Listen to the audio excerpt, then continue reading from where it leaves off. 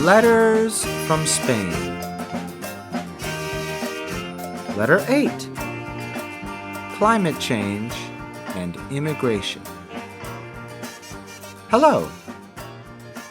Today, I want to talk about two things that cause a lot of anxiety to a lot of people. Climate change and immigration. Admittedly, they tend to cause different sorts of people different levels of anxiety. Well, we have a short week here in Madrid, thanks to the Day of the Constitution, which is on December 6th, so we had Friday off. It's still quite an eventful week. As far as the news is concerned, the biggest event is the COP25, the 25th United Nations Climate Conference. It is being held in Madrid, in a place called IFEMA, which consists of a bunch of big empty glass buildings used for holding big events. It's sort of like the Javits Center of Madrid. For example, this is where I had to go to register for the Madrid Half Marathon. And they also have a special traveling exhibition about the tomb of Tutankhamun there now, which I want to see. Well, Brazil was originally supposed to host this event, but the election of Jair Bolsonaro, which is like a Brazilian version of Donald Trump, mooted that plan. Chile then offered to host the event, but political unrest in that country forced them to pass the torch to Spain, so here they are. The highest profile guest at this climate talk will, no doubt, be Greta Thunberg, the 16-year-old activist from Sweden. She hasn't quite arrived in Madrid yet, since she has to come all the way from New York, and she chose to cross the Atlantic in a boat rather than a plane in order to reduce her carbon footprint. It took her 21 days to make the crossing. She was slowed down by adverse weather, maybe caused by climate change, who knows? And she has just arrived hours ago in the port of Lisbon. By the way, I wrote this yesterday on December 3rd. She was in New York to participate in the 2019 UN Climate Action Summit, which was in September. So it seems like she's following me around. To New York and then to Madrid. What next? Well, the main goal of this Madrid conference is to hammer out Article 6 of the Paris Agreement. Basically, this is an attempt to create a kind of global emissions market wherein low-emissions countries will be able to sell their excess allowable emissions to other countries in a kind of global market. I think this is a good idea. But I have to admit that, as the years go by, I get more and more depressed when it comes to climate change. Yesterday at the climate conference, Spain's president, Pedro Sánchez, said, "Today, fortunately, only a handful of fanatics deny the evidence." Unfortunately, one of those fanatics is in the White House, which has caused the United States, the second biggest producer of greenhouse gases in the world, to pull out of the Paris Agreement. Meanwhile, most other countries have not been able to reduce their emissions sufficiently to stay within the goal, and the goal is a 1.5 degrees Celsius rise in the average global temperature, which doesn't sound like a lot, but it is quite a lot.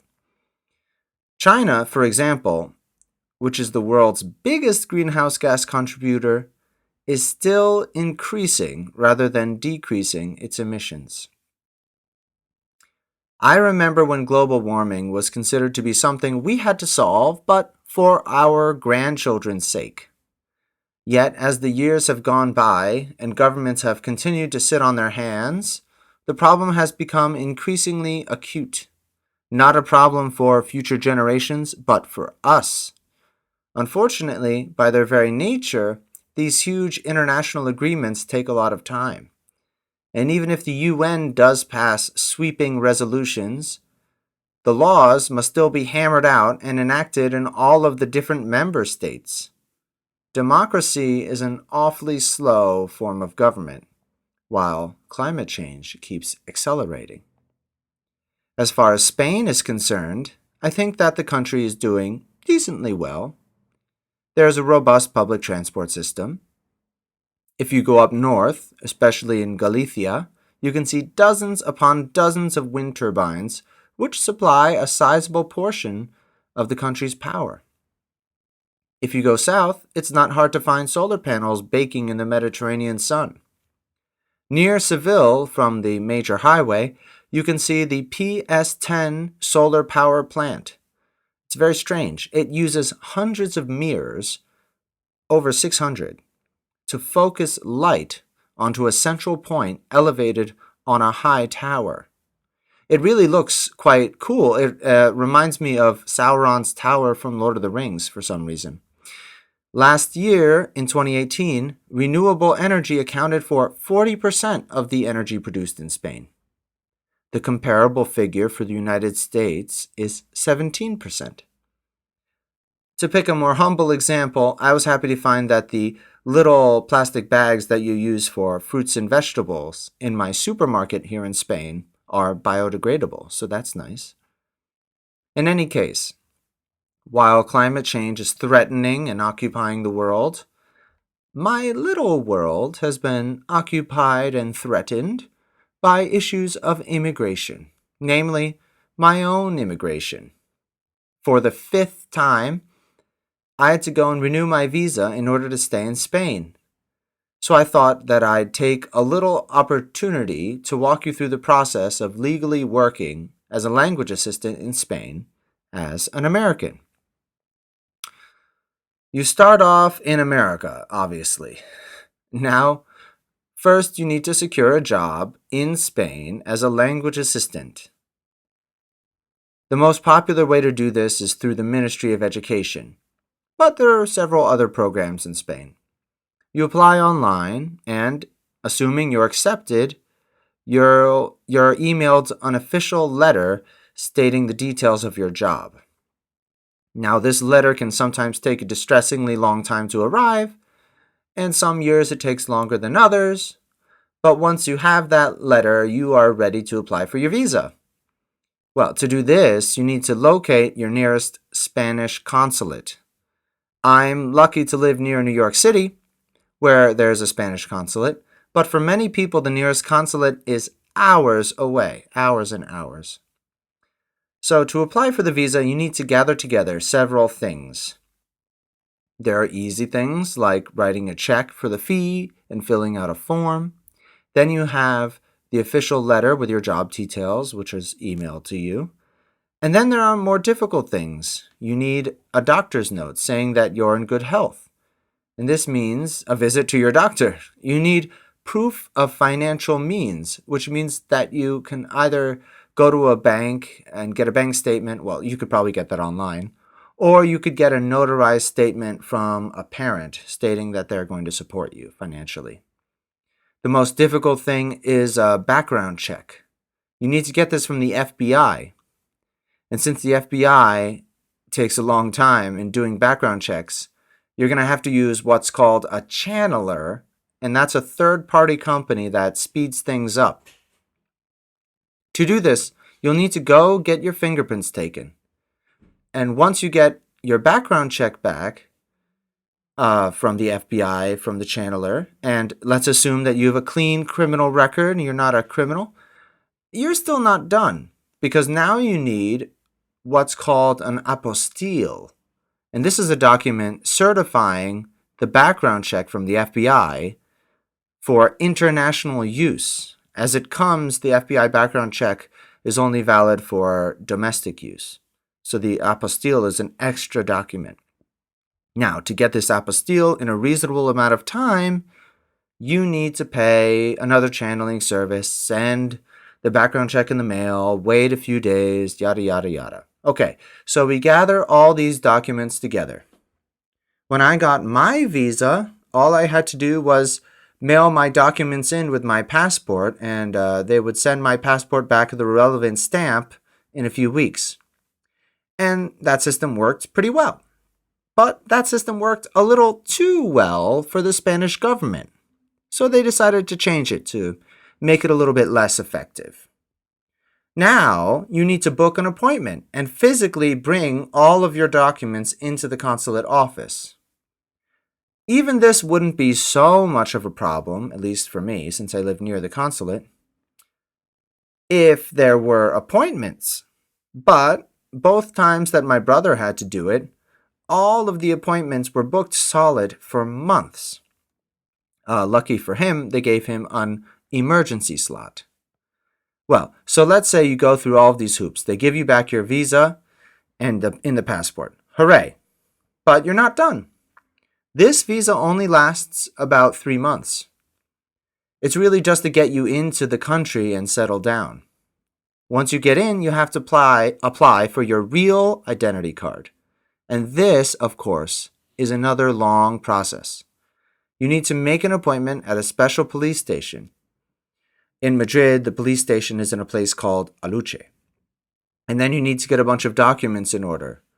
The relevant form, which I think is the EX17 form, photocopies of your passport, photocopies of your visa, a new passport photo, an official job letter, proof that you paid the fee for the visa, for the identity card. And paying the fee is usually the most annoying part since, as I've said in other podcasts, you need to pay the fee in a bank, and the banks are not cooperative. So you show up on the appointed day, at the appointed hour, wait in a long line, and then give your bundle of papers to a person behind a desk, who then scans the fingerprints of your 2 index fingers. Well, I also need to mention that you need a document called an empadronamiento, which is a little hard to say. And this is basically a registry of where you live. And to get this, you need to make an appointment, fill out a form, and then go to the office on the appointed day with your rental contract and a recently paid bill, and copies of all these, of course. And you need to do this before the fingerprint appointment, so be careful. By the way, for a lot of Americans, this is a little bit tricky since they end up renting from people without an official contract. So how do you get an empadronamiento if you don't have an official contract? If this goes well, you still have a little task to do. Since it takes the visa people about a month to print your identity card. Why it takes a month, I have no idea. So you need to take a little receipt and then come back within 40 days to pick up the card. Now, something interesting happens if you, say, want to go to America for Christmas break, but you don't have your identity card yet. This is fairly common since it takes such a long time. In that case, you need another special piece of paper called the autorización de regreso. This allows you to enter and exit Spain without needing a visa for a period of 90 days. And to get this, you need to get a whole bunch of other papers together, etc., etc., etc., etc. So what I just described to you is what may be called an ideal process. It can, of course, go wrong in all sorts of interesting ways. I already mentioned that the appointments at the Spanish consulate in New York City fill up so fast that it can be impossible to get anything within 3 months. My brother would have been in a bad situation if they had not given him a so-called emergency appointment. And they only did this because he had a government job. A slight error can also totally upset the process. When you pay the fee, for example, the person at the bank gives you back 2 receipts of payment. One for the government and one for you to keep. All right, so they look exactly the same, except for some fine print on the bottom, and one on the fine print says for the government or for you, basically, right? So once, without either of us noticing, the man at the bank only gave me back one of these papers. So when I went to my appointment, the bureaucrat behind the desk wouldn't accept my application because I only had the receipt for me and not the receipt for the government. Now, never mind that either receipt equally proves that I paid this fee, and the fine print at the bottom is the only thing that's different visibly on the form. But that was enough. I had to make a new appointment, go back a month later, and do it all again. My worst experience with the visa process has been with the regreso document to get back to Spain without a visa. In the past, the regreso was given out to anyone who showed up with the proper forms. All you really needed to say is that you had a flight soon, and then it wouldn't matter if you had an appointment or not. They would give you a regresso. I thought this was very nice, since there are many situations when you need to leave the country on short notice. I don't know, maybe it's a family emergency. But this system was too convenient for the Spanish government, and so they changed it, requiring that everyone have an appointment, no matter what. As the Spanish say, sí o sí, no matter what. Never mind that the appointments are not available within a short time frame and are sometimes not available at all. Well, suffice to say that I was not aware of this rule change. It's not like they publish it anywhere that people can actually see it. So one summer, I went to get my regresso before going back to America and found, to my horror, that they wouldn't give it to me. This, despite being there, sitting in the desk with all of the required papers, everything paid for and signed and copied. The woman refused to accept these papers, wouldn't do anything, and sent me packing. I ended up buying an entirely new flight because I couldn't get another appointment in time for my original flight. The irony was that I wasn't even asked for my regresso document when I got back to Spain the following autumn, something that very often happens. In fact, I found it's much easier for me to get into Spain than it is to get into my own country, since the Spanish in general are a lot less paranoid when it comes to foreigners. I'm not asked a bunch of silly questions by the policeman at the desk and have to scan my face and this and that like you do when you go back to America. None of that. They stamp your passport, let you in. So that's my immigration story, or my failed immigration story. After all this, I get a little green card that is valid for about 6 months. As a language assistant, you get a student visa for some reason, and so that's why you need to renew it every year. I'm sure it could be much worse. In fact, I bet it is worse in my own country. But I do wonder what, if anything, all of this bureaucracy is really accomplishing. For example, with every application, I need to include scans of my passport, which has all of my basic information. Then I need to put my basic information on a form, and all my basic information on the bank fee. And I need to put all my basic information in the job letter. And then considering all of the applications for various things, my visa, the regreso, the empadronamiento, all of these applications. Considering this, the Spanish government must have dozens and dozens and dozens of documents with my basic information repeated, all stored away in God knows how many offices. To me, it seems that this huge process only guarantees that people fill out the right forms and pay the right fees. I have a very hard time believing that it keeps anybody safe. I mean, think about it. If I really was up to no good, I would just enter Spain on a tourist visa and then overstay it, which a lot of people do. And then, it's not hard to live off the grid, living in an apartment without a contract.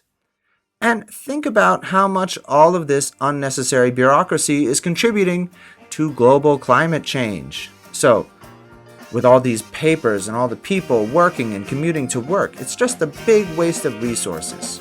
This is my proposal.